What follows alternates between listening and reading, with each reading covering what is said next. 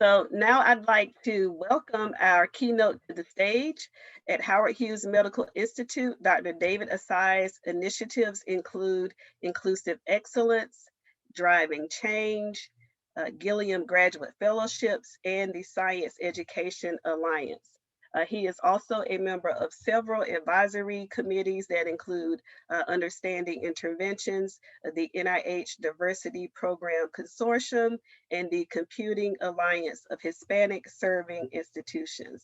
Dr. Asai, thank you for joining us today. Thank you, Iris. Well, good day. Thank you for this opportunity to meet with you. Today, I'd like to think a little bit about time. I have no slides. From the time our nation was founded, the white center of power has defined who belongs and who is excluded. The term white center of power is not about skin color. The white center of power refers to social structures constructed by and for persons, almost all male, who descended from white Europeans. Their perspectives became the social, economic, and educational norms of our nation. And in science, the white center of power defines who belongs in science and who is excluded. We have a long way to go before recentering science on equity and inclusion. We know this because today it is not uncommon for some, including prominent scientists, to state with certainty that an increase in diversity necessarily means a decrease in scientific excellence, as if diversity and excellence are components of a zero-sum game. When scientific rigor is our excuse for the lack of diversity, when in our teaching and textbooks, we tell only the stories of the white founding fathers of science, when in our recruiting of students and the hiring of faculty, we rely on a person's pedigree as a proxy for scientific excellence. When these things happen, we perpetuate the white center of power. In science, we often refer to a person of color as a URM, but that's not right. Persons of color are not the numerical minority. In fact, 85% of the world's population are persons of non-European ethnicities. Nor are persons of color a minority as defined by the dictionary, which defines minority as lesser, diminished, and subordinate. Now, the UR part of URM stands for underrepresented, but underrepresentation is the symptom and not the cause. The cause is that the culture of science has systematically excluded persons of color. So instead of URM, I prefer to use PEER, P-E-E-R, which stands for persons excluded from science because of their ethnicity or race. We can disaggregate peers into different ethnic groups, but today I'll use peer in the aggregate. They include Blacks or African Americans, Latinx or Hispanics, and persons belonging to populations indigenous to the US and its territories. The system fails to keep peers in STEM, even though peers are well represented at the start of the academic pathway. Today, peers are 37% of undergraduates, but only 21% of STEM bachelor's degrees, only 12% of STEM PhDs, and about 6% of tenured faculty in STEM. This is a disproportionate shedding of peers from STEM, and it is not due to their lack of interest. In fact, peers are overrepresented among students entering college intending to study STEM, nor is the disproportionate loss of peers due simply to their lack of preparation.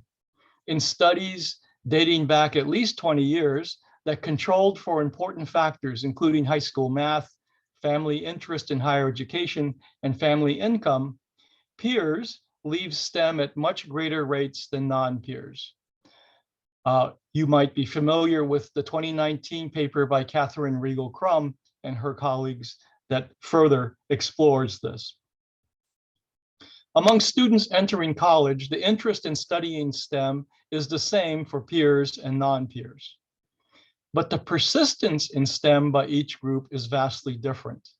Peers intending to study in to major in STEM earned a bachelor's degree at only half the rate of non-peers and earned a PhD at only 1/4 the rate of non-peers.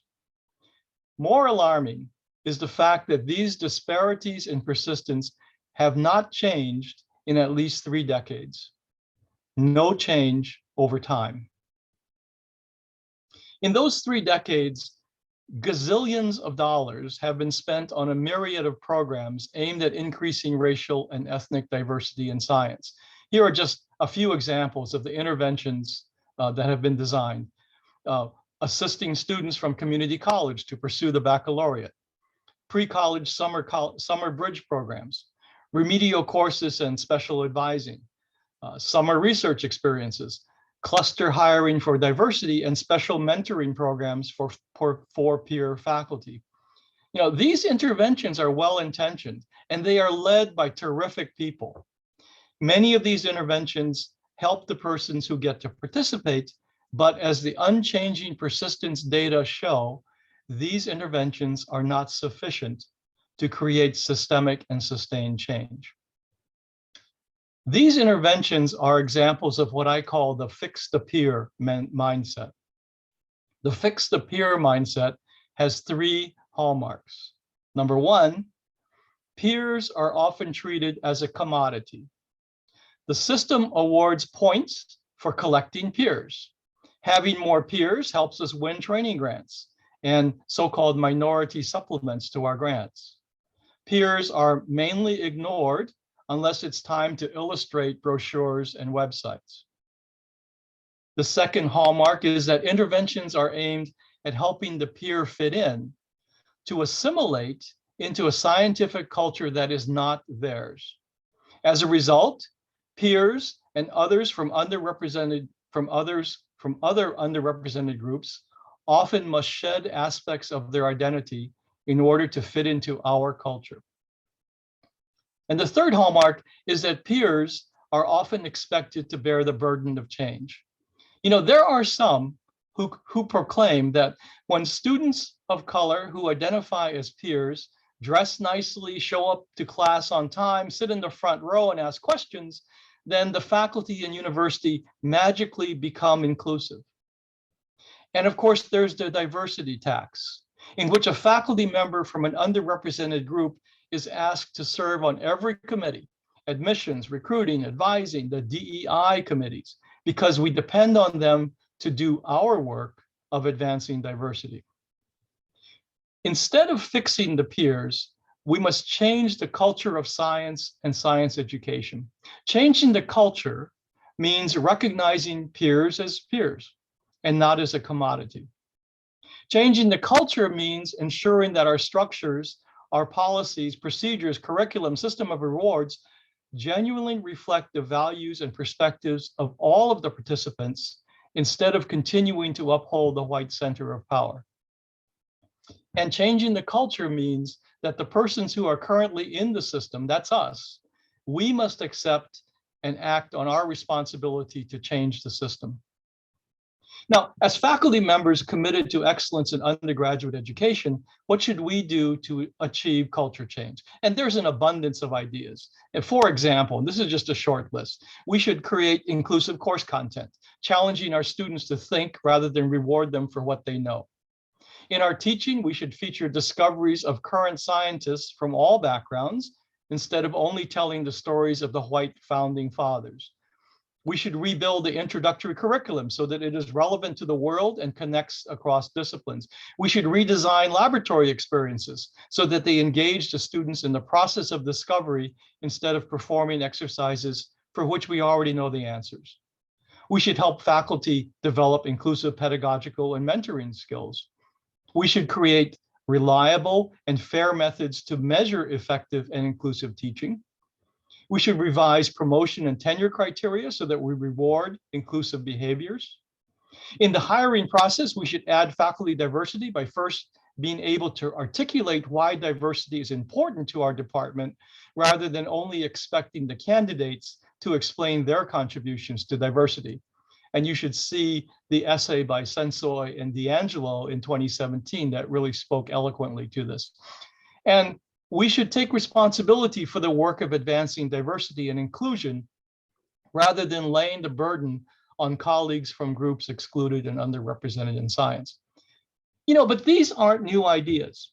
And you really don't need me to preach about these things because you know them better than I. In fact, we're going to spend much of the today sharing and debating ideas. Let's think what typically happens now.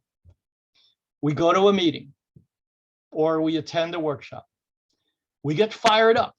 We see all of the ways that we can get better. We create lists of things to do. We debate their relative priorities.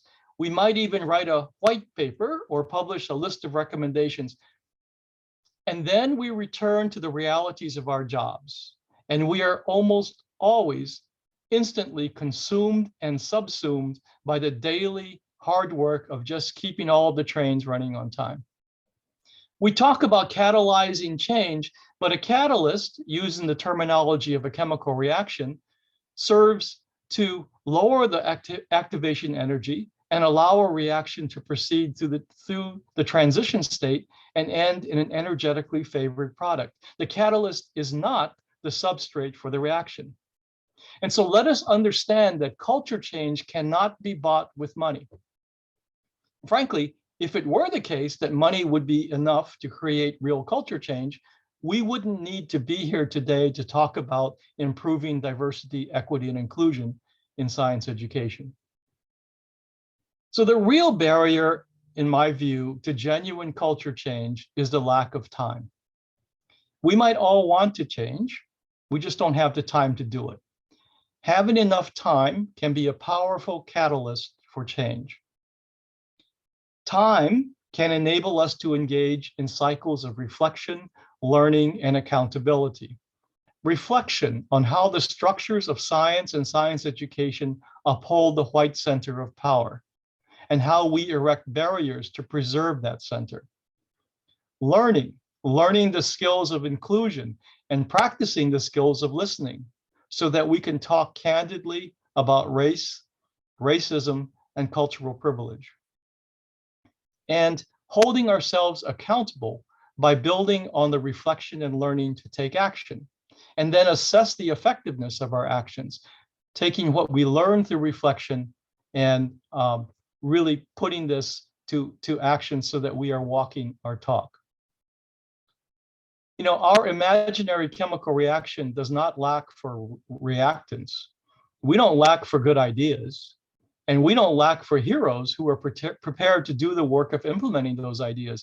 Indeed, there are plenty of heroes right here at this meeting today. What we lack is the time to reflect, learn, and be accountable. To find time means deciding what we will have to do without. And so this brings me to my what if dreaming. Here's my what if scenario, and I mean to be provocative.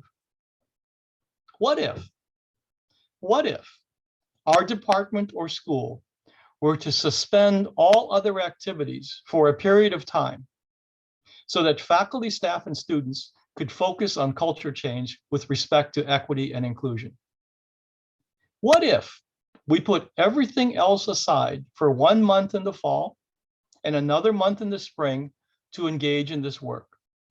The fall might be time for facilitated reflection and learning, then collectively deciding on 1 or 2 things we want to accomplish in the coming months.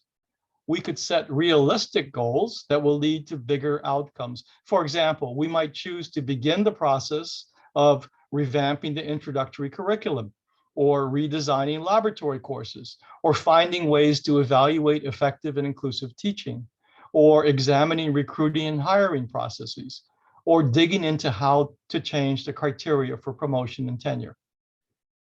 In the spring, we could come together again to reflect on the past year, to assess our progress, and to hold ourselves accountable. And it would be exciting to make this a recurring habit, to regularly step away from everything else to focus on equity and inclusion. So when should we try this? Well, what about now? This might be the perfect time to try this experiment.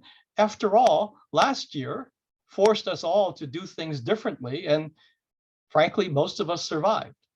Instead of emerging from the COVID shutdown with our heads down and narrowly intent on returning to the way we did things before, we can take a deep breath or two and ask ourselves what we can do differently and better, because the way we were was not as inclusive as the way we should be. Time. It has been more than 400 years since the first Black enslaved persons were brought to Jamestown. And it has been nearly 400 days since the murder of George Floyd was captured on video. In the past 12 months, we have marched in the streets and toppled statues. We have renamed academic buildings and issued grand statements declaring our commitment to becoming anti-racist. We have bravely declared that now is the time for racial reckoning, that now is the time that we will dismantle structural racism. That's about time.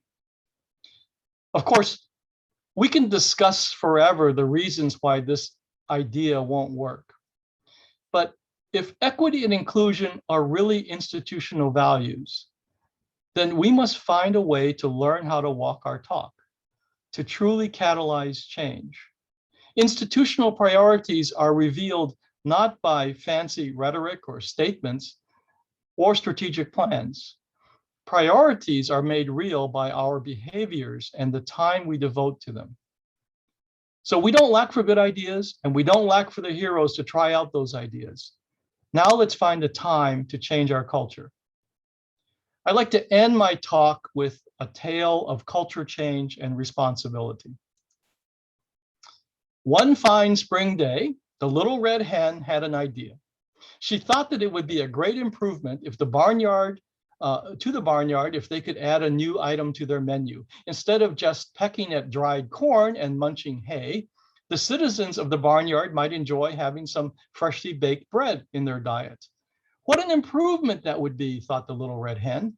Bread will enable some barnyard citizens who cannot easily digest hay or dried corn to obtain important nourishment. And so the little red hen asked the citizens of the barnyard to help her. Who will help me till the soil and plant the seed? Who will help me weed the field and water the soil? Who will help me harvest the wheat and mill the grain? And who will help me bake the bread? The little red hen asked the barnyard dog if he could help. Well, I really admire your spunk and all, but most of you always only had corn and hay to eat. And of course, I get dog food anyway, so this really doesn't affect me. And let's not forget that I'm a dog, and we all know that you can't teach an old dog new tricks. Well, next was the barnyard cow, the most senior citizen of the barnyard, who responded, well, I don't want to be part of this conversation because it sounds like you're being critical of our current diet of dried corn and hay, and that makes me uncomfortable, and I even feel guilty. I don't want to be blamed for the fact that we didn't try out this idea many years ago. But the barnyard pig was next. Well, he said, Miss Hen, you go right ahead and try out your nice little idea. Of course, I'm much too busy with all of my enormous responsibilities here, so I can't help, but I know you'll do a good job. And finally, she went to the billy goat, who was the boss of the barnyard. Well, I want to support your work. You know, I'll arrange for you to be able to apply for a grant so that you can purchase some of the farming equipment that you're going to need. So, because no one was able to help, the little red hen went ahead and learned how to grow the wheat and mill the grain and bake the bread. Along the way, of course, she made some mistakes, but she learned from them. And in the end, the bread was good. And it was a great addition to the barnyard, just as the little red hen predicted. And so it came to pass that every year, the little red hen went about her tasks. She tilled the soil and planted the seeds. She weeded the field and watered the soil. She harvested the wheat and milled the grain. She baked the bread, and everyone enjoyed eating the bread. Then one spring, the little red hen decided to retire. And because the dog and the cow and the pig and the goat and all the other citizens of the barnyard had not learned the skills of farming and milling and baking, because none of them had had the courage to change, because none of them had had the time to try new ideas, because none of them had had the willingness to share in the responsibility. The barnyard never again had freshly baked bread. The end. So to summarize, what I've tried to say today is that the goal of diversity through equity is just far too important for us to give up just because it's hard, or because it is new, or because it makes us uncomfortable, or because we don't have time. All of us and all of your colleagues back home, I hope that we can all commit to culture change through reflection, learning, and accountability. Now is the time to begin. I appreciate this opportunity and your attention. Thank you so much, Dr. Asai. You raised some critical and systemic some challenges, issues, as well as opportunities. Do we have any questions now that we can address in the chat? Generally, we speak of DEI. When we speak of DEI, students with disabilities are often left behind. Could you provide some insights in how we can create accessible science labs, research opportunities for students with disabilities? And I saw that Jennifer did share some of our information, but would you like to address that question? Yeah, so today I chose to focus my attention on race and ethnicity. That doesn't mean that there are not many other areas of need. And I think the process that I'm talking about, that is, we own the responsibility of changing the culture, that applies to other dimensions beyond race, ethnicity, ability, status, all the things that we might care about. If we take the time to reflect and learn, to hold ourselves accountable, then I would hope that part of that time would be spent figuring out what it is that we need to do better, what parts of our community need to be given better, feel more included, and then figure out how to do that. So perfectly right on question. I think the general model should work. Thank you. And then we have another question. How do you think we can change the priorities to include changing the culture at our institutions?